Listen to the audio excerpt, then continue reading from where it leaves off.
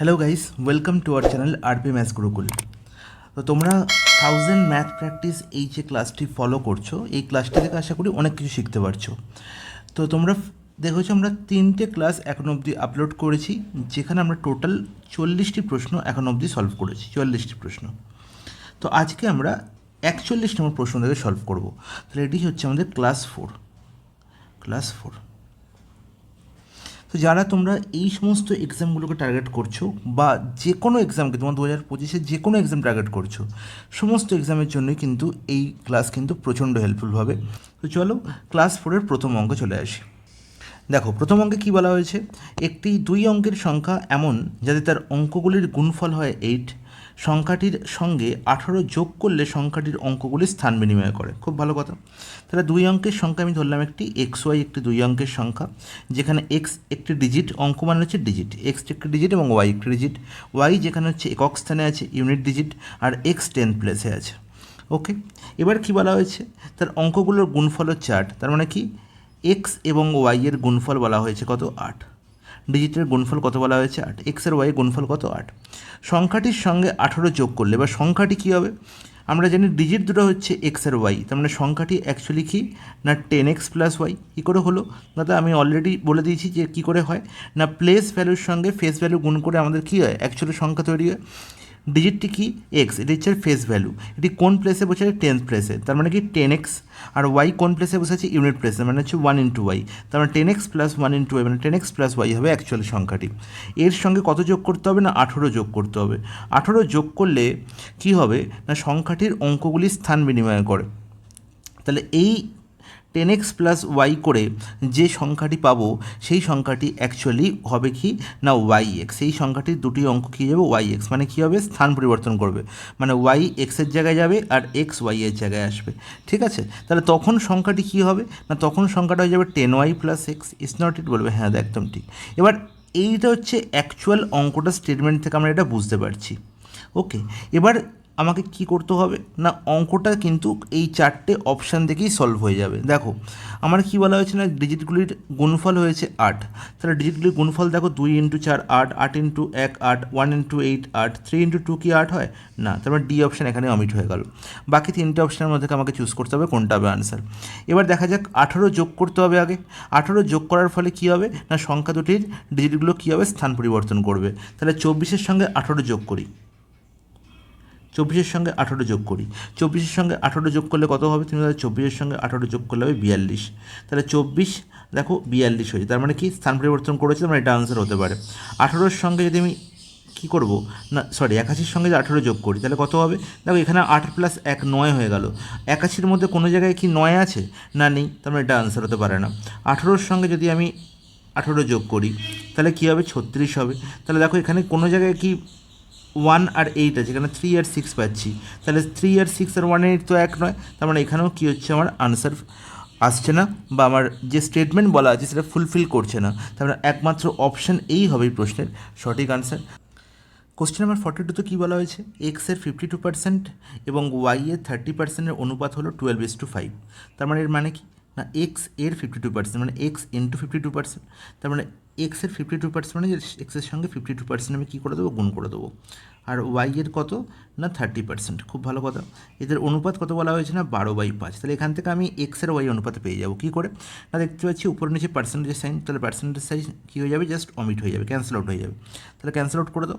Cancel out করার ফলে আমি কী পাচ্ছি না, x into 52 by y into 30 is equal to 12/5। তাহলে এখান থেকে এক্স আর ওয়াইয়ের কী পাবো, অনুপাত পাবো। এগুলো কত না, 12 ইন্টু 30 বাই 5 ইন্টু কত, 52। ব্যাস, 5 6 30 দেখতে পাচ্ছি, কাটাকুটি হচ্ছে। এখানে দেখতে পাচ্ছি 4 দিয়ে কাটাকুটি যাচ্ছে, তাহলে এখানে 2 পড়ে থাকছে, 2 দিয়ে 3 পড়ে থাকছে, এখানে হচ্ছে 6 পড়ে থাকছে, এখানে হচ্ছে 13 পড়ে থাকছে।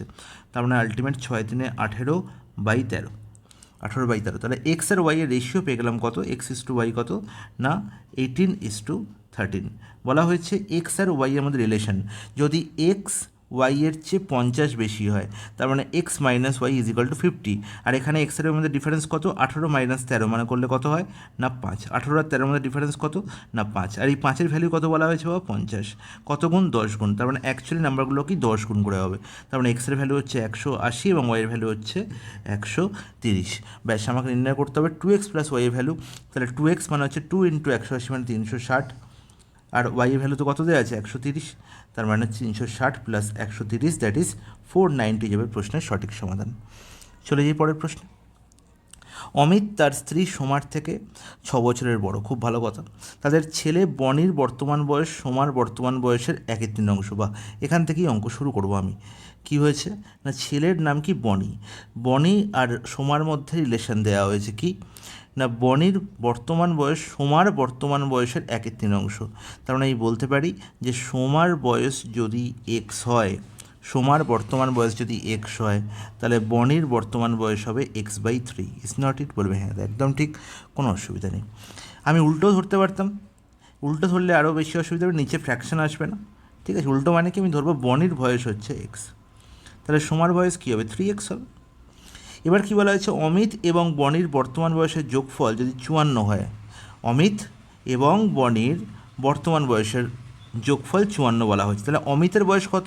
আমার এখানে কি বলা ছিল যে অমিত তার স্ত্রী সোমার চেয়ে 6 বছরের বড়, তাই তো? তাহলে সোমার বয়স দেখতে পাচ্ছি 3x, তাহলে অমিতের বয়স obviously 3x plus 6। Is not it? বলবে হ্যাঁ একদম ঠিক। এবার দেখো, অমিত আর তার ছেলে বনির বর্তমান বয়সের যোগফল বয়স 54, তার মানে বি প্লাস এ মানে হচ্ছে অমিত আর বনির বয়সের যোগফল কত না x plus 3x plus 6 that is কত না 4x plus 6 is equal two কত? 54। তাহলে এখান থেকে আমি 4x-এর ভ্যালু পাবো না? বলবে হ্যাঁ অবশ্যই পাবেন, 48 হয়ে যাবে। তাহলে এক্সের ভ্যালু কত গো? 12। তাহলে এক্সের ভ্যালু 12 মানে বনির বয়স পেয়ে গেলাম, বর্তমান বয়স 12। তবে বনির জন্মের সময় সোমার বয়স কত ছিল? তাহলে বনির বর্তমান বয়স যদি 12 হয়, তাহলে সোমার বর্তমান বয়স হচ্ছে কত? 36, তাই তো? তাহলে তার মানে কি, বনির যখন জন্ম হয়েছে তার মানে কি বনির বয়স আরও 12 কমিয়ে দাও, তাহলে সোমার বয়সও কী হবে? 12 কমে যাবে। তাহলে 36 মাইনাস 12 24 হয়ে যাবে সোমার বয়স যখন বনি জন্মগ্রহণ করেছিল। আর যদি আমি এক্স থেকেই ভ্যালু নির্ণয় করতাম, তাহলে কি দেখতে পাচ্ছি বনির বয়স হচ্ছে এক্স আর সোমার বয়স 3x। তাহলে বনি যখন জন্মগ্রহণ করেছিল তখন বনির বয়স আমি কী করবো? এক্স কমিয়ে দেবো। তার মানে কি সোমার বয়স কী হবে? এক্স কমবে। তার মানে 3x মাইনাস এক্স কত হয়ে যাবে? 2x হয়ে যাবে। আর আমি জানি এক্সের ভ্যালু কত? 12। তাহলে 2x-এর ভ্যালু কত হবে? 24 হবে কারেক্ট আনসার। নেক্সট প্রশ্নে চলে যাই। তিনটি সংখ্যার যোগফল 136। খুব ভালো কথা। যদি প্রথম ও দ্বিতীয় সংখ্যার অনুপাত, ফার্স্ট নাম্বার আর সেকেন্ড নাম্বার, এদের অনুপাত কত বলা হয়েছে না 2:3। আর কি বলা হয়েছে? দ্বিতীয় ও তৃতীয় সংখ্যা অনুপাত 5:3। তাহলে তৃতীয় সংখ্যাও এন্ট্রি নিয়েছে এবং দ্বিতীয় আর তৃতীয়র মধ্যে অনুপাত বলা হয়েছে কত না 5:3। 5:3, খুব ভালো কথা। তাহলে আমি যদি এখান থেকে first is to second is to third মানে প্রথম সংখ্যা দ্বিতীয় সংখ্যা এবং তৃতীয় সংখ্যার অনুপাত নির্ণয় করতে চাইলে আমাকে কী করতে হবে না, আমি দেখতে পাচ্ছি এই দুটো রেশিওর মধ্যে কমন টার্মকে না সেকেন্ড টার্ম, তাহলে সেকেন্ড টার্মকে আমাকে ইকুয়াল করতে হবে। তাহলে 3 আর 5-এর এলসিএম কত? বলবে 15। তাহলে 3কে 15 বানাও, 5 দিয়ে গুণ করো। 5কে 15 বানাতে গেলে আমার 3 দিয়ে গুণ করতে হবে। আর রেশিওর কোনো একটি টার্মকে কোনো একটা সংখ্যা দিয়ে গুণ করলে অপর টার্মকেও সেই সংখ্যা দিয়ে গুণ করতে হবে। তাহলে এখানে দেখতে পাচ্ছি 3 ইন্টু 5 করেছি, তাহলে আমাকে এখানে কী করতে হবে? 2 ইন্টু 5 করতে হবে, তাই তো? আর এখানে কী করেছি? 5 ইন্টু 3 করেছি, তাহলে এখানে 3 ইন্টু 3 করতে হবে। ব্যাস, দেখো এখানে আমি কী পেয়ে গেলাম? সেকেন্ড নাম্বার দুই ক্ষেত্রেই কত পেয়ে গেলাম না 15 পেয়ে গেলাম। কত পেয়ে গেলাম না 15 পেয়ে গেলাম। তাহলে আলটিমেট কী হয়ে গেল না 5 দুগুণে 10:15:9। এই হচ্ছে তিনটে সংখ্যার কি অনুপাত। এবার কি বলে? তিনটে সংখ্যার যোগফল 136। তাহলে 10 আর 9 19, আর 19 আর 15 কত না তুমি বলে 34। আর 34-এর ভ্যালু কত বলা হয়েছে? 136, তাই তো? তাহলে 34কে কত গুণ করলে 136 হয়? 4 গুণ করলে, 4 গুণ করে দিন 136 হয়ে যাবে। বলা হয়েছে কি তাহলে দ্বিতীয় সংখ্যাটি নির্ণয় করুন। দ্বিতীয় সংখ্যাটি কী না 15। দ্বিতীয় সংখ্যা 15-র ভ্যালু নির্ণয় করতে হবে। তাহলে 15 ইন্টু 4 করলে কত হবে না 60 হয়ে যাবে। দ্বিতীয় সংখ্যাটি অপশান বি হবে প্রশ্নের সঠিক সমাধান। পরের প্রশ্নে চলে যাই। 36 কিমি/ঘন্টা গতিবেগের 100 মিটার দৈর্ঘ্যের কোনো ট্রেনের নির্দিষ্ট টেলিগ্রাফ পোস্ট অতিক্রম করতে কত সেকেন্ড সময় লাগবে? এই প্রশ্ন অনেকবার এসেছে। তাহলে এই প্রশ্ন সমাধান করতে তোমরা এখন আর কোনো সমস্যার কথা নয়। ট্রেন যখন কোনো একটি নেগলিজেবল দৈর্ঘ্যের লেন্থের কোনো একটা বস্তু অতিক্রম করে তখন সে নিজের দৈর্ঘ্য অতিক্রম করে। তাহলে 36 কিলোমিটার ঘন্টা বেগে সে যাচ্ছে, তার নিজের দৈর্ঘ্য কত না 100 মিটার। তাহলে 100 মিটার তাকে অতিক্রম করতে হবে। নিজের বেগ কত বলা হয়েছে 36 কিলোমিটার পার ঘন্টা, যে মিটার পার সেকেন্ড ট্রান্সফার করবো, তার মানে 5-এর 18 দিয়ে গুণ করে দেবো। আর 18 আর 36 কাটাকুটি হয়ে গেল কত 5 × 2 10, তার মানে 100/10 মানে 10 সেকেন্ড সময় লাগবে ট্রেনটির টেলিগ্রাফ পোস্ট অতিক্রম করতে। Option C. নেক্সট প্রশ্ন, একটি কাজ করতে 15 জন পুরুষ 8 ঘন্টা হিসাবে 21 দিন সময় নেয়। খুব ভালো কথা। তাহলে 15 জন পুরুষ কাজ করছে, তাই তো 8 ঘন্টা করে কাজ করছে তারা, এবং 21 দিন সময় নিচ্ছে। তাহলে আমরা জানি যে ওয়ার্ক ইজ ইকাল টু কি না ম্যান ইন্টু ডেজ ইন্টু যদি আওয়ার থাকে বা সেকেন্ড থাকে সেটাও কী হবে গুণ হবে।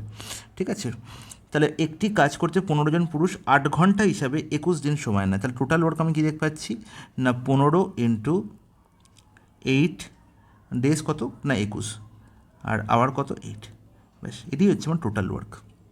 এবার বললো যদি 3 জন মহিলা 2 জন পুরুষের মতো কাজ করেন, তার মানে কি 3 জন মহিলার এফিসিয়েন্সি আর 2 জন পুরুষের এফিসিয়েন্সি সমান।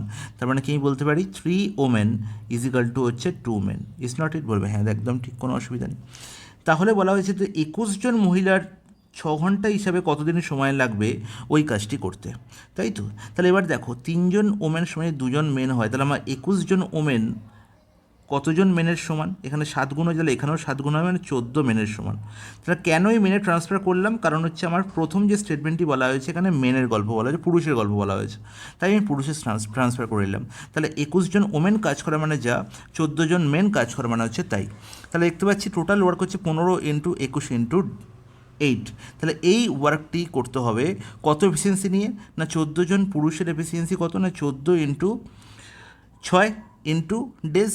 তাহলে আমার নির্ণয় করতে হবে কতদিন সময় লাগছে। তো কী করে ভাবো না total work 15 × 21 × 8 by total work by efficiency কত না 14 জন মেন কাজ করছে, তাদের প্রত্যেককে 6 ঘন্টা করে কাজ করছে, প্রত্যেক দিন 6 ঘন্টা করে কাজ করছে, তাহলে 14 × 6। ব্যাস, এটি হচ্ছে আমার রিকোয়ার্ড টাইম বা রিকোয়ার্ড ডেজ, তাই তো।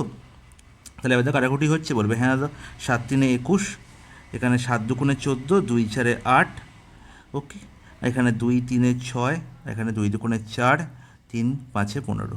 তাহলে 5 × 3 = 15, 15 × 2 = 30, 30 দিনে কাজটি শেষ হবে। অপশান বি হয়ে যাবে প্রশ্নের সঠিক সমাধান। চলে যাই পরের প্রশ্নে। এ 12 দিনের মধ্যে একটি কাজ শেষ করতে পারে, এ এবং বি একসঙ্গে একই কাজ 8 দিনের মধ্যে শেষ করতে পারে, একই কাজ বি একা কত দিনে শেষ করতে পারে, বা খুব ভালো কথা। তাহলে এ বলেছে 12 দিনের মধ্যে একটি কাজ শেষ করতে পারে, এ এবং বি একসঙ্গে একই কাজ 8 দিনের মধ্যে শেষ করতে পারে, খুব ভালো কথা। তাহলে এ আর বি একসঙ্গে ওই কাজটি 8 দিনে করছে, একই কাজ বি একা করতে, তাহলে বি যদি একা করতো তাহলে কতদিন সময় লাগবে। ঠিক আছে, ডাইরেক্ট ফর্মুলাতে আমি প্রশ্নের সমাধান করতে পারি। ডাইরেক্ট ফর্মুলা কি না 8 × 12/12 - 8 ডাইরেক্ট। তাহলে কি ফর্মুলাটা কী বলেছিলাম না যদি এ এবং বি একত্রে একটি কাজ এক্স দিনে করে এবং এ একা সেই কাজটি ওয়াই দিনে করে, তাহলে বি একা সেই কাজটি করতে x × y by, obviously y বড় কারণ ওয়াই একা কাজ করছে, তাহলে ওয়াই - এক্স দিনে কী হবে পুরো কাজটি কমপ্লিট হবে। তার মানে বি এর ওই কাজটি একা করতে সময় লাগবে কত xy/y - x, এবং সেটাই এখানে হয়েছে। দেখো 8 × 12/12 - 8, ওকে। দেখো কাটাকুটি করলে কত হবে 8 × 12/4, 4 × 2 = 8, তাহলে 12 × 2 = 24। তাহলে বি একই কাজটি 24 দিনে শেষ করবে। ঠিক আছে, এফিসিয়েন্সি দিয়েও এই প্রশ্নটি সমাধান করতে পারি।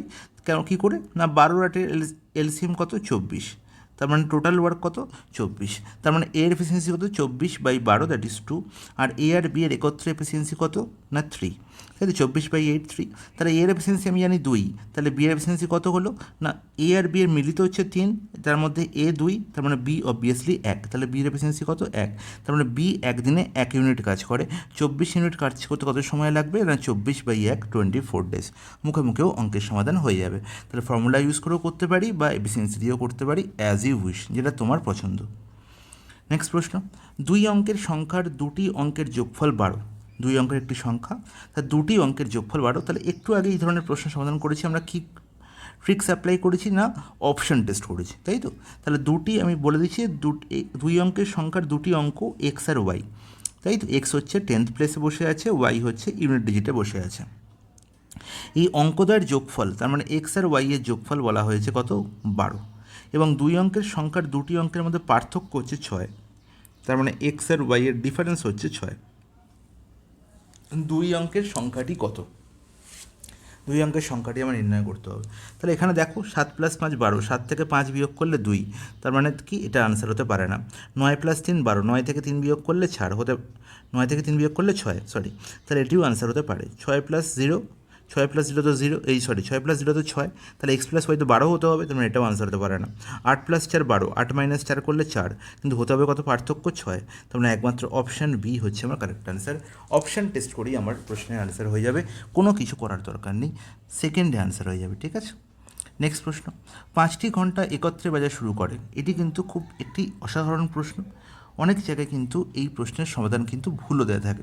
খুব ভালো করে শুনবে যে 5টি ঘন্টা একত্রে বাজা শুরু করে, 5টি ঘন্টা একত্রে বাজা শুরু করলো, যথাক্রমে 9 সেকেন্ড, 6 সেকেন্ড, 4 সেকেন্ড, 10 সেকেন্ড এবং আবার 4 সেকেন্ড, সরি 8 সেকেন্ড অন্তর অন্তর বাজতে লাগলো। ওকে, তার প্রথম যে ঘন্টাটি সে 9 সেকেন্ড পরে আবার বাজে, দ্বিতীয় যে ঘন্টাটি সে 6 সেকেন্ড পরে আবার বাজে, তৃতীয় ঘন্টাটি আবার 4 সেকেন্ড পরে বাজে, এবং তৃতীয় সংখ্যাটি 10 সেকেন্ড, আর তারপরে ঘন্টাটি কত সেকেন্ড না 8 সেকেন্ড অন্তর অন্তর বাজতে লাগলো। তাহলে একত্রে শুরু করে, এই যে কথাটি একত্রে শুরু করে, তার প্রথমবার তারা একসঙ্গে বেজেছে, তারপর আবার কখন তারা একসঙ্গে বাজবে, এটা হচ্ছে প্রথম প্রশ্ন। পরের বাকি প্রশ্নের গল্প পরে বলছি। তাহলে প্রত্যেকটা ঘন্টা প্রথম একবার একসঙ্গে বাজলো, তারপরে প্রথম ঘন্টাটা 9 সেকেন্ড পরে বাজছে, দ্বিতীয় ঘন্টাটি 6 সেকেন্ড পরে বাজছে, তৃতীয় ঘন্টাটি 4 সেকেন্ড পরে বাজছে। তাহলে এই যে সময়ের এখানে কি আছে না ভিন্ন ভিন্ন সময় আছে, এখান থেকে আমার নির্ণয় করতে হবে কখন তারা আবার একসঙ্গে বাজবে। তার মানে কি সেই সময়টা কি না এই সংখ্যাগুলোর এলসিএম, এই সংখ্যাগুলোর এলসিএম। এবার বলে দেয় এলসিএম কী হবে, আমি কি বলেছি যখন কোনো ডাইরেক্ট গুণিতক দেখবো তাকে আমি কী করে দেবো, অমিট করে দেবো। তাহলে 4 আর 8 দেখো ডাইরেক্ট গুণিতক, এটার মধ্যে বড় সংখ্যাকে রাখবো, ছোটো সংখ্যা কী করবো, অমিট করবো। তাহলে 4কে আমি অমিট করে দিলাম। তাহলে আলটিমেট 9, 6, 8 আর 10 এদের এলসিএম আমার নির্ণয় করতে হবে। আচ্ছা, তাহলে আমি ছোটো সংখ্যা প্রথমে দেখছি 6, 6কে লিখছি, 6কে আমি লিখতে পারি 2 × 3, 9কে আমি কী লিখতে পারি, সরি 8কে লিখি, তারপর 8কে আমি কী লিখতে পারি 2 এর কিউব, 9কে আমি কী লিখতে পারি 3 এর স্কোয়ার, আর 10কে আমি কী লিখতে পারি না 10কে আমি লিখতে পারি হচ্ছে 2 × 5। তাহলে এদের এলসিএম কী হবে, দেখো প্রত্যেকটা সংখ্যাকে আমি কী করেছি প্রাইম ফ্যাক্টর করে নিয়েছি। তাহলে এদের মধ্যে 3টি প্রাইম ফ্যাক্টর দেখতে পাচ্ছি 2, 3 আর 5। তাহলে 2 এর সর্বোচ্চ পাওয়ার কি কিউব, 3 এর সর্বোচ্চ পাওয়ার কি স্কোয়ার, আর 5 এর সর্বোচ্চ পাওয়ার 1, ব্যাস এটাই হচ্ছে আমার এলসিএম। তাহলে 2 এর কিউব কত 8, 3 এর 2 এর কিউব 8, তাহলে 8 5 40, 40 9 হচ্ছে কত 360, একবারই গল্প শেষ। তাহলে 360 সেকেন্ড পরে তারা আবার একসঙ্গে বাজবে, 360 সেকেন্ড পরে তারা আবার একসঙ্গে বাজবে। 360 সেকেন্ড মানে কত মিনিট, 360 সেকেন্ড মানে আমি জানি যে 360/60 দ্যাট ইজ 6 মিনিট। তাহলে 6 মিনিট পর পর তারা একসঙ্গে বাজছে। তাহলে প্রথমে তারা একসঙ্গে বাজলো, তার 6 মিনিট পরে আবার তারা একসঙ্গে বাজবে। তাহলে এইভাবে 1 ঘন্টার ব্যবধানে পুনরায় একত্রে ঘন্টাগুলি কতবার বাজবে। তাহলে প্রথমবার যে একবার বাজলো এরপরে 6 মিনিট পরে বাজছে। তাহলে এই যে 1 ঘন্টার মধ্যে টোটাল 60 মিনিট আছে, আর 60/6 করলে আমি পেয়ে যাবো কি তারা কতবার টোটাল বাজছে। 60/6 মানে হচ্ছে 10 টাইমস, তারা 10 বার বাজছে। কিন্তু এখানেই প্রবলেমটা হবে, আমায় কিন্তু 10 কিন্তু আনসার হবে না, 10 কিন্তু দেখো অপশানেও আছে, আমায় 10-এর সঙ্গে 1 যোগ করতে হবে। এই 1টা কেন যোগ করছি, কারণ এই কথাটার জন্য যে 5টি ঘন্টা একত্রে বাজা শুরু করে প্রথমে একবার একত্রে বেজেছে, দ্যাট ইজ হচ্ছে নাম্বার 1, ফার্স্ট টাইম বাজলো, ঠিক আছে, তারপরে 6 সেকেন্ড পর আবার, তারপরে 6 সেকেন্ড পর আবার। তাহলে এই আমরা যে 60/6 করছি এটা হচ্ছে মধ্যিখানের গ্যাপগুলোকে নিচ্ছি, ঠিক আছে। তাহলে টোটাল নাম্বার অফ টাইম কত না 60/6 প্লাস কি 1, তার মানে 10 + 1 11 টাইমস তারা কী হবে একসঙ্গে বাজবে। আশা করি প্রত্যেকেই এই প্রশ্নের সমাধান বুঝতে পেরেছে। নেক্সট প্রশ্নে চলে যাই। দেখো একই প্রশ্ন আমি দুবার পরপর রেখেছি। এখানে দেখো 6টি ঘড়ি একত্রে বাজা শুরু করে এবং যথাক্রমে এই যে একত্রে বাজা শুরু করে, প্রথমে শুরু করলো একত্রে বাজা একবার, তারপরে কি 2, 4, 6, 8, 10, 12 সেকেন্ড অন্তর অন্তর পরপর বাজতে থাকে। তাহলে একত্রে আবার তারা কতক্ষণ পর বাজবে না এদের এলসিএম। তাহলে এখানে দেখো যে ডাইরেক্ট গুণিতক কী আছে 2, 4, 8 ডাইরেক্ট গুণিতক, তাহলে এদের মধ্যে সব থেকে বড়ো সংখ্যাকে রাখবো, ছোটোদের কী করে দেবো, অমিট করে দেবো, তার মানে 8 আমি রেখে দিলাম। 6 আর 12 এদের মধ্যে ডাইরেক্ট গুণিতক, 6কে তাহলে বাদ দাও, 12কে রেখে দাও, তাহলে 8, 10, 12 এলসিএম করবো, তাহলেই গল্প শেষ। 8কে আমি কি লিখতে পারি, 8কে আমি লিখতে পারি 2 এর কিউব। 10কে আমি কি লিখতে পারি না 2 ইন্টু 5। আর 12কে আমি কি লিখতে পারি না 2 এর স্কোয়ার ইন্টু 3। তাহলে দেখো এদের এলসিএম কী হবে, 3 হলো 2 এর কিউব, 2 এর সর্বোচ্চ পর কি 3 আছে, আর কি আছে 3 আছে, আর হচ্ছে 5 হয়ে গেল। তাহলে 2 এর কিউব মানে হচ্ছে 8, 8 পায়ে 40, 40 দিনে 120, তাহলে 120 সেকেন্ড পরপর তারা একসঙ্গে বাজছে, তাহলে 120 সেকেন্ড মানে হচ্ছে কত 2 মিনিট, তাহলে 2 মিনিট অন্তর অন্তর তারা একসঙ্গে বাজছে। আমার বলা হয়েছে কি 30 মিনিটের মধ্যে তারা কতবার একত্রে বাজবে, তাহলে 30 মিনিটের মধ্যে কতবার বাজবে, কতগুলো গ্যাপ আছে না 30/2 দ্যাট ইজ 15, 15টি গ্যাপ আছে, তাহলে কতবার তারা একসঙ্গে বাজছে না একবার প্রথমে বেজেছিল, তাকে যদি আমি অ্যাড করে দিই তাহলে 15 + 1 16বার তারা হচ্ছে কি একসঙ্গে, 16বার তারা কী হবে একত্রে বাজবে। ঠিক আছে, এখানে যদি প্রশ্নের মধ্যে বলা থাকে যে এক্সক্লুডিং দ্য ফার্স্ট টাইম, মানে প্রথমবার যারা যখন তারা একসঙ্গে বেজেছিল সেটাকে বাদ দিয়ে আর কতবার তারা একসঙ্গে বাজবে, ঠিক আছে, তখন আমার আনসার হতো কিন্তু 15। ঠিক আছে, এই দুটো জিনিস কিন্তু মাথায় রাখতে হবে, না হলে কিন্তু এই ধরনের প্রশ্নে ভুল হওয়ার সম্ভাবনা কিন্তু প্রচণ্ড। দেখো 15, 16 দুটো অপশানে কিন্তু আমার অঙ্কে থাকবে। ঠিক আছে, তাই খুব ভালো করে কিন্তু লক্ষ্য দিতে হবে। নেক্সট প্রশ্নে চলে যাই। মোটর গাড়ির চাকা 440 মিটার চলতে 1000 বার আবর্তিত হয়, চাকার ব্যাস কত মিটার? ওকে, আমরা সবসময় মনে রাখবো যে চাকা যখন একবার পুরো পাক ঘোরে, একটা পুরো পাক ঘোরে, তার মানে ধরলাম এখান থেকে শুরু করলে একটা পুরো পাক ঘোরা, মানে এখান থেকে শুরু করে আবার যখন এই স্থানে এসে এই পয়েন্টে এসে আমার ঘোরাটা শেষ হবে, তাহলে এই একবার পুরো পাক ঘুরতে চাকাটা কতটা দৈর্ঘ্য যায় না চাকাটি কতটি পথ অতিক্রম করে না এই পুরো যে সার্কুলার ট্র্যাকটা, এই যে সার্কেলটা দেখতে পাচ্ছি এর পরিধি কত, সার্কেলের পরিধি আমরা জানি 2πr, তাহলে একটি চক্রে বা একটি আবর্তনে একটি চাকা 2πr ইউনিট দূরত্ব অতিক্রম করে, 2πr দূরত্ব ইউনিট অতিক্রম করে। ঠিক আছে, তাহলে দেখতে পাচ্ছি 1000 বার আবর্তিত হয়েছে, 440 মিটার গেছে, তাহলে 440/1000 করলে আমি কী পেয়ে যাব না একবার পূর্ণ আবর্তনে কতটা পথ গেছে চাকাটি, এবং সেটি হচ্ছে 2πr এর সঙ্গে সমান। চাকার ব্যাস নির্ণয় করতে বলেছে, যেখানে আর কি না ব্যাসার্ধ, আর কি না চাকার ব্যাসার্ধ। ওকে, মনে থাকবে। এবার দেখো এখান থেকে আমি 2π এর ভ্যালু নির্ণয় করতে পারি, আমরা জানি যে পাইয়ের ভ্যালু কত না 22/7, তাহলে 2 × 22/7 × r, আর এখানে 440 এর কাটাকুটি হচ্ছে, তাহলে 44/100, 22 কাটাকুটি যাচ্ছে, 22 2 44 আর 2 150, ব্যাস হয়ে গেল। তাহলে আমার কী নির্ণয় করতে হবে আর এর ভ্যালু, তাহলে আর এর ভ্যালু কত হবে না 7/100, 7/100, আর 7/100 মানে কত না 0.07, তাহলে আর এর ভ্যালু আমি পেয়ে গেলাম। আমার নির্ণয় করতে হবে কি না ব্যাস মানে কি না 2r, ব্যাস মানে কি 2r, তার আর এর ভ্যালু যদি 0.07 হয় তাহলে 2r মানে ব্যাসের ভ্যালু কত হবে 2 × 0.07, দ্যাট ইজ 0.14 অপশান বি হয়ে যাবে এই প্রশ্নের সঠিক সমাধান। চলে যাই পরের প্রশ্ন। বলছে একটি বর্গক্ষেত্র এবং আয়তক্ষেত্রের ক্ষেত্রফলের পার্থক্য 35 বর্গ সেন্টিমিটার। খুব ভালো কথা। তাহলে এই হচ্ছে বর্গক্ষেত্র, আর এই হচ্ছে একটা আয়তক্ষেত্র। বলা হলো যে বর্গক্ষেত্র এবং আয়তক্ষেত্রের ক্ষেত্রফলের ডিফারেন্স হচ্ছে কত 35 বর্গ সেন্টিমিটার। খুব ভালো কথা। যদি আয়তক্ষেত্রের দৈর্ঘ্য এবং প্রস্থ বর্গক্ষেত্রের বাহুর চেয়ে 50% বেশি এবং 10% কম হয়। আমরা জানি বর্গক্ষেত্রের প্রত্যেকটা বাহুর দৈর্ঘ্য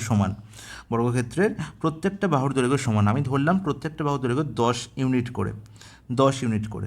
তাহলে আমাকে কি বলা হয়েছে না আয়তক্ষেত্রের দৈর্ঘ্য বর্গক্ষেত্রের বাহুর থেকে কি 50% বেশি, আর 10-এর 50% মানে আমি সবাই জানি যে হাফ, আর 10-এর হাফ মানে কত 5, তার মানে 10 + 5 হয়ে যাবে কি এই আয়তক্ষেত্রের দৈর্ঘ্য, তার মানে হচ্ছে 15 হয়ে গেল, 15 ইউনিট হয়ে গেছে দৈর্ঘ্য। প্রস্থ কী বলেছে, 10% কম। 10% কম কার থেকে, না বর্গক্ষেত্রের বাহুর দৈর্ঘ্য থেকে। বর্গক্ষেত্রের বাহুর দৈর্ঘ্য কত, 10, আর 10-এর 10% কত, 10-এর 10% সবাই জানে হচ্ছে 1, তাহলে 10 থেকে 1 কম করলে কত হয়, 9। তাহলে আয়তক্ষেত্রের ক্ষেত্রফল কত হলো, আয়তক্ষেত্রের দৈর্ঘ্য পেয়ে গেলাম 15, প্রস্থ পেয়ে গেলাম 9, তাহলে 15 ইন্টু 9 করলে হয় 135। আর বর্গক্ষেত্রের ক্ষেত্রফল কত, 10 ইন্টু 10 করে কত, 100। তাহলে বর্গক্ষেত্রেরও ক্ষেত্রফল পেয়ে গেলাম আর আয়তক্ষেত্রেরও ক্ষেত্রফল পেয়ে গেলাম। আমায় কি বলা ছিল, না দুই বর্গক্ষেত্র এবং আয়তক্ষেত্রের ক্ষেত্রফলের পার্থক্য 35। আর দুঃখের বিষয় বা আনন্দের বিষয় যেটাই বলো না কেন, এখানে কিন্তু সেটাই হয়ে গেছে, না বর্গক্ষেত্রের ক্ষেত্রফল এবং আয়তক্ষেত্রের ক্ষেত্রফলের মধ্যে পার্থক্য কত হয়ে গেছে, না 35 বর্গ এককই হয়ে গেছে। আর 35 বর্গ একক সমান হচ্ছে 35 বর্গ সেন্টিমিটার। তার মানে আমি যা ধরেছি একদম সঠিক ধরেছি। তার মানে যে বর্গক্ষেত্রটির কথা বলা হয়েছে এখানে, তার প্রত্যেকটা বাহু হচ্ছে 10 সেন্টিমিটার করে, ঠিক আছে, এবং যে আয়তক্ষেত্রের কথা বলা হয়েছে তার দৈর্ঘ্য 15 সেন্টিমিটার এবং প্রস্থ 9 সেন্টিমিটার এবং ক্ষেত্রফল হচ্ছে 135 বর্গ সেন্টিমিটার। সেটাই নির্ণয় করতে বলা হয়েছে যে আয়তক্ষেত্রের ক্ষেত্রফল কত হবে, না আয়তক্ষেত্রের ক্ষেত্রফল হবে 135 বর্গ সেন্টিমিটার। অপশান সি হয়ে যাবে প্রশ্নের সঠিক সমাধান। তা তুমি যদি এখানে 100 ধরতে তাহলেও কোনো অসুবিধা হতো না, তাহলে দেখতে তোমার কী ছিল, না এখানে 135-এর জায়গায় 1350 আসতো, এই 10 গুণ বেশি আসতো, ঠিক আছে, ওটা কোনো ম্যাটার না, আমি ধরেছি আমার মিলে গেছে পুরোপুরি। তোমার হয়তো হতে পারে কি, না 10 বেশি আসতে পারে, তুমি সেখান থেকে সেটা ডিডাক্ট করে নেবে, ঠিক আছে, কোনো অসুবিধা নেই। চলো পরের প্রশ্নে চলে যাই। 53, একজন মানুষ গড়ে 24 কিলোমিটার প্রতি ঘন্টা গতিবেগে খাড়াই উঠে যায় এবং গড়ে 30 কিলোমিটার প্রতি ঘন্টা গতিতে নেমে আসে, উভয় ক্ষেত্রে দূরত্ব একই। এটি হচ্ছে খুব ইম্পর্ট্যান্ট প্রশ্ন। যদি আমি কোনো একটা জায়গা থেকে যাত্রা শুরু করে কোনো একটা জায়গায় গেলাম, ঠিক আছে, এবং সেখান থেকে আবার সেই পুরনো জায়গায় ফিরে এলাম, তার মানে কি, আমি যে পথ গেলাম সেই পথ ফিরে এলাম, যে ওঠানামা হোক বা স্কুলে গিয়ে আবার বাড়িতে ফিরে আসা হোক বা কোনো একটা জায়গায় গিয়ে কোনো একটা জায়গা থেকে সেখানে ব্যাক করা হোক, ঠিক আছে, যদি গন্তব্যস্থল এবং বাড়ির মধ্যে ডিস্টেন্স যাওয়া এবং আসার সেম থাকে, তাহলে মনে রাখবো যে পুরো যাত্রার গড় গতি আমার নির্ণয় করতে হবে। পুরো যাত্রার গড় গতি, যদি আমি যাওয়ার সময় কিমি পার আওয়ার ঘন্টা বেগে যাই এবং আসার সময় কিমি পার আওয়ার ঘন্টা বেগে ফিরে আসি, তাহলে আমার এন্টায়ার যে পথ, যে আমি পুরো আমার দূরত্ব অতিক্রম করেছি, ঠিক আছে, এই ঘোরাফেরার মধ্যে আমার গড় গতিবেগ হবে, আমার অ্যাভারেজ স্পিড হবে, সবসময় মনে রাখবো ডাইরেক্ট ফর্মুলা, অ্যাভারেজ স্পিড হবে 2xy by X plus Y.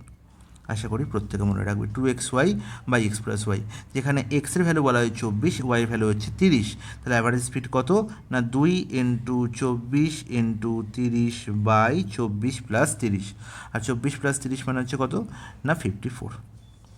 কাটাকুটি যাচ্ছে, হ্যাঁ একদম যাচ্ছে, 2 দেখতে পাচ্ছি এখানে 27, 3 দিয়ে কাটাকুটি যাচ্ছে 10, এখানে হচ্ছে 9, তার মানে হচ্ছে 240/9, 240/9, 240/9 কত হচ্ছে, 240/10 করলে 24 হতো, 9 করেছি মানে 24-এর কাছাকাছি, 30 তো কখনোই যাবে না, 26.6 হবে কারেক্ট আনসার, তাই তো, দেখে নিতে পারবো একবার, 9 দুগুণে 18, এখানে 60, 9 6 54, আবার 60, 9 6 54, একদম 26.6 অ্যাপ্রক্স হয়ে যাবে আমার অ্যাভারেজ স্পিড বা পুরো যাত্রার গড় গতিবেগ। তো বোঝা গেল, আশা করি কোনো অসুবিধা হওয়ার কথা নয়। চলে যাই পরের প্রশ্নে।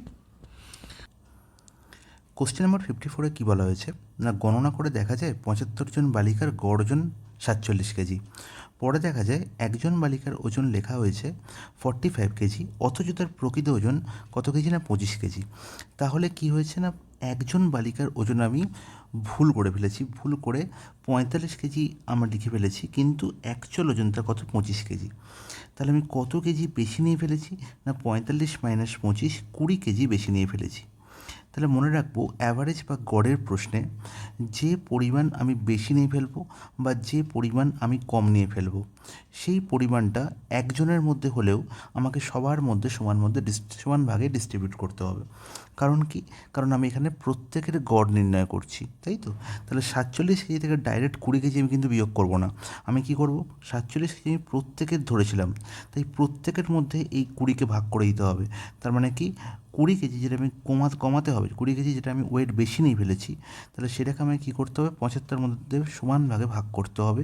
75 জনের মধ্যে সমান ভাগে ভাগ করলে কী হবে না 20/75, তাহলে প্রত্যেকের ওজন কত করে কমবে না 47 মাইনাস 20/75, তাহলে প্রত্যেকের ওজন কমবে 20/75 করে, আর প্রত্যেকের ওজন কমে হবে কত না 47 মাইনাস 20/75। কাটাকুটি যাচ্ছে একদম, দেখছি 5 দিয়ে 5 ছেড়ে 20, এখানে 5 15 75, তাহলে 47 মাইনাস 4-এর 15, 47 মাইনাস 4-এর 15 হবে কি অ্যাকচুয়াল অ্যাভারেজ ওজন প্রত্যেকের, তাই তো। দশমিকের পর 2 অঙ্ক অবধি গণনা করতে হবে, তার মানে এখানে অ্যাপ্রক্স ভ্যালু বেরোবে। বুঝতেই পারছো যে 40/50 মানে 40 যদি আমি নিই ওপরে, তার মানে হচ্ছে 47 মাইনাস 0.15 দুগুণে 30, দুইবার যাচ্ছে 115, 15 6 90, 26, তারপর আবার 15 6 90, মানে 0.2666 এরকম চলতে থাকবে। তাহলে আমি বলতে পারি যে 47 মাইনাস 0.27 লিখতে পারি অ্যাপ্রক্স। আর 47 থেকে 0.27 বিয়োগ করলে কত পাবো না 46.73। অপশান এ হয়ে যাবে প্রশ্নের সঠিক সমাধান। তো আশা করি প্রত্যেকে বুঝতে পেরেছ। চলে যাই পরের প্রশ্নে। দেখো, এই টাইপের প্রশ্ন আমি অলরেডি আগে করেছি না 550 জন পুরুষের একটি ত্রাণ শিবিরে 28 দিনের জন্য খাবার ছিল। তাহলে টোটাল খাবার মানেই হচ্ছে কি টোটাল ওয়ার্ক, তাহলে 550 ইন্টু 28, তাই তো, man into days is equal to total work, আর এখানে টোটাল ওয়ার্ক মানে কি টোটাল খাবার। এবার এই কার্যটাই বা এই খাবারটাই খেতে হবে কাদের না আরও 150 জন লোক শিবিরে যোগদান করেছে। তাহলে 550 প্লাস 150 করলে কত হবে না 700 জন এখন লোক সংখ্যা। তাহলে এই 700 জন কতদিন কাজটা করবে বা 700 জন কতদিন এই খাবারটা খাবে সেটাই আমাকে নির্ণয় করতে হবে, তাই তো। তাহলে দেখো কাটাকুটি হচ্ছে, এখানে দেখতে পাচ্ছি 7 10 70, এখানে 7 4 28, তার মানে 55 ইন্টু 4/10 হবে আমার রিকোয়ার্ড আনসার। কাটাকুটি হচ্ছে এখানে 2 2 4, 2 5 10 আর 5 11 55, মানে 11 দুগুণে 22 দিন আমার সেই খাবারে চলবে 700 জনের। তাহলে অপশান ডি হয়ে যাবে প্রশ্নের সঠিক সমাধান। চলে যাই নেক্সট প্রশ্নে। একটি নির্বাচনে 2 প্রার্থীর মধ্যে 75% ভোটার তাদের ভোট দিয়েছেন, খুব ভালো কথা, যার মধ্যে 2% ভোটকে অবৈধ ঘোষণা করা হয়েছে, আরও ভালো কথা। তাহলে একজন প্রার্থী পেয়েছে 9261টি ভোট, যা মোট বৈধ ভোটের 75%, তার মানে এই হচ্ছে উইনার, এই হচ্ছে ভোটে জয়লাভ করেছে। তাহলে মোট ভোটারের সংখ্যা নির্ণয় করতে হবে। তাহলে মোট ভোটারের সংখ্যা যদি আমি 100 ধরে নিই, মোট ভোটারের সংখ্যা যদি আমি 100 ধরে নিই, তাহলে আমি বলবো যে 75% ভোটার তাদের মধ্যে ভোট দিয়েছে। আচ্ছা, ভোট দিয়েছে যাকে আমরা ইংলিশে বলে থাকি কি কাস্টেড ভোট, কাস্টেড ভোট। তাহলে কাস্টেড ভোট কত, কাস্টেড ভোট হচ্ছে 100 জনের মধ্যে যদি 75% নেওয়া করে তাহলে বলবো 75, তাহলে 75 জন হচ্ছে কি ভোট দিয়েছে। এই ধরনের প্রশ্নের মেন ট্রিক্স হচ্ছে আমাকে নেগেটিভ দিকগুলোকে সরিয়ে পজিটিভ দিকগুলোকে কী করতে হবে গ্র্যাব করতে হবে। তাহলে পজিটিভ দিক মানে আমি কী বলতে চাইছি, যেখানে যেখানে নেগেটিভ কথা বা না সূচক কথা দেখবো সেগুলোকে হ্যাঁ সূচক কথা ট্রান্সফার করব। যেমন কি দেখতে পাচ্ছি যে 2% ভোটকে অবৈধ ঘোষণা করা হয়েছে, তাহলে অবৈধ ঘোষণা করা মনে হচ্ছে মানে কি নেগেটিভ কথা। তাহলে বৈধ কতজন, অবৈধ হচ্ছে নেগেটিভ কথা, তাহলে বৈধ কত, তাহলে 2% যদি আমার অবৈধ হয় তাহলে বৈধ হচ্ছে কি 98%। তাহলে কার 98% না কাস্টেড ভোটের 98%। তাহলে যখনই আমি বৈধ ভোট নির্ণয় করবো যাকে আমরা কি বলবো না ভ্যালিড ভোট, সেই ভ্যালিড ভোট কী হয়ে যাবে না কাস্টেড ভোটের 98%, মানে 75-এর 98%। তাহলে এটা হচ্ছে আমার ভ্যালিড ভোট। আর এই ভ্যালিড ভোটের ওপর 75% ভোট পেয়েছে কে না এই ভ্যালিড ভোটের মধ্যে 75% ভোট পেয়েছে একজন প্রার্থী, যে হচ্ছে উইনার। 75% পেয়েছে মানে অবভিয়াসলি অপরজন 25% পেয়েছে, তার মানে হচ্ছে উইনার। তার মানে উইনার কত পেয়েছে, উইনার কত পেয়েছে না উইনার পেয়েছে 75 ইন্টু 98/100, আর এর 75%। আর 75% তুমি লিখতে পারো বা আর কি লিখতে পারো 75%কে যদি ফ্র্যাকশনে রূপান্তরিত করে তাহলে কী হবে আমরা জানি 25% মানে 1/4, তাহলে 75% মানে কী হবে 3/4। তাহলে ডাইরেক্ট আমরা এখানে 3/4 লিখতে পারি। আর এরই ভ্যালু কত বলা হয়েছে না আমার 9261 বলা হয়েছে, 9261। তাহলে আমাকে নির্ণয় করতে হবে মোট ভোটার সংখ্যা মানে 100 ভ্যালু আমাকে নির্ণয় করতে হবে। কাটাকুটি যাচ্ছে, অবশ্যই যাচ্ছে, দেখতে পাচ্ছি। এখানে দেখতে পাচ্ছি 49 দিয়ে ডাইরেক্ট কাটাকুটি যেতে পারে। 49, 7 দিয়ে কাটাকুটি করি, তাহলে 7কে দিয়ে কাটাকুটি করলে এখানে হচ্ছে 1, 7 তেরো 91, 16, 7 দুগুণে 14, 7 তিনে 21, এখানে হচ্ছে 7 14 98। দেখো 7 দিয়ে রাখবো, যাচ্ছে কি একদম। 7 একে 7, 62 মানে হচ্ছে 7 8 56, 7 9 63, 7 দুগুণে 14।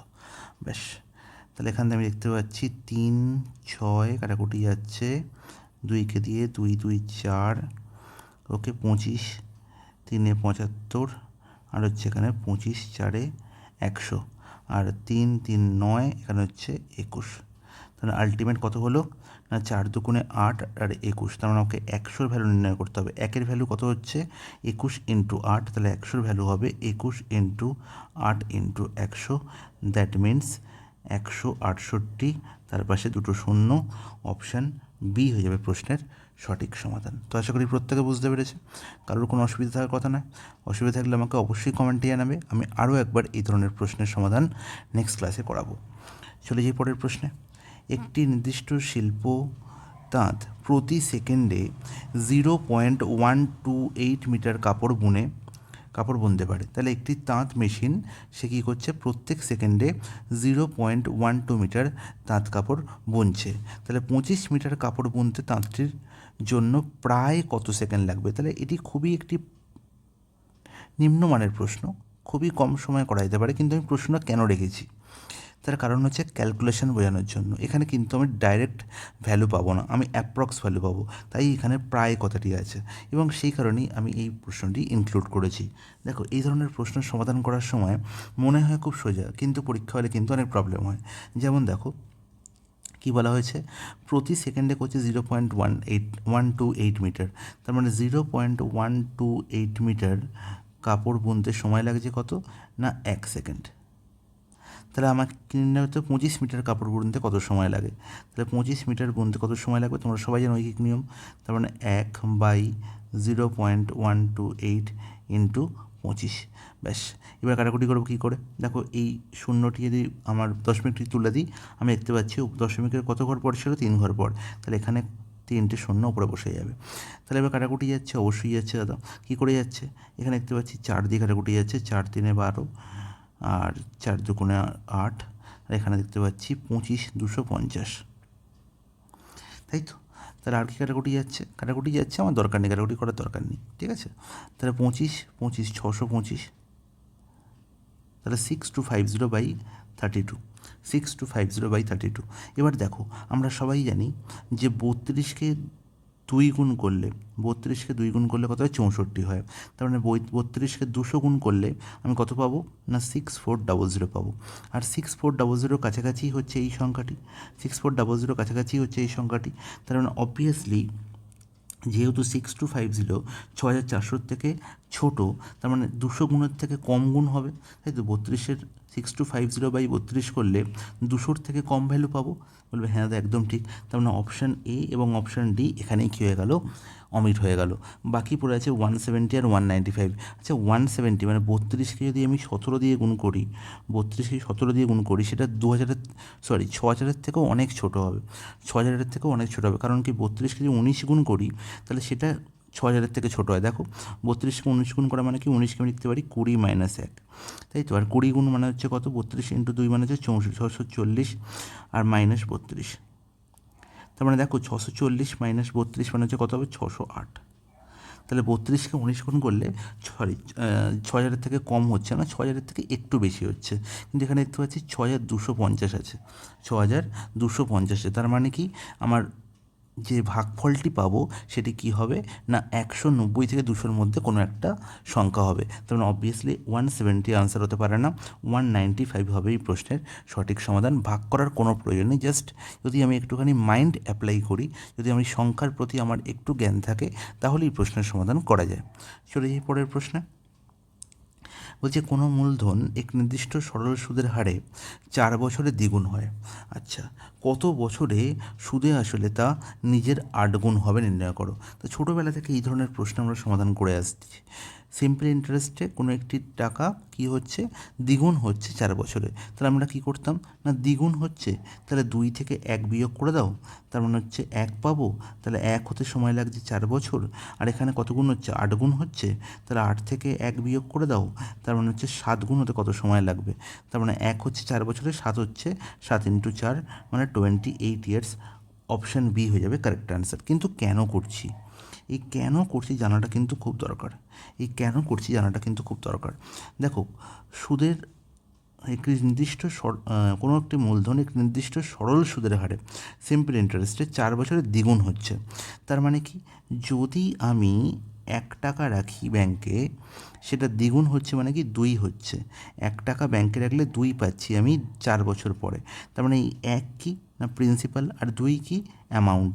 আর অ্যামাউন্ট থেকে প্রিন্সিপাল বিয়োগ করলেই আমি কি পাই না সিম্পল ইন্টারেস্ট পাই। তাহলে সিম্পল ইন্টারেস্ট কত পাচ্ছি গো না 1, 2 মাইনাস 1 দ্যাট ইজ 1। আর এই 1 হতে টাইম লাগছে কত না, এই 1 ইউনিট ইন্টারেস্ট পেতে, সিম্পল ইন্টারেস্ট পেতে আমার টাইম লাগছে 4 ইয়ার্স।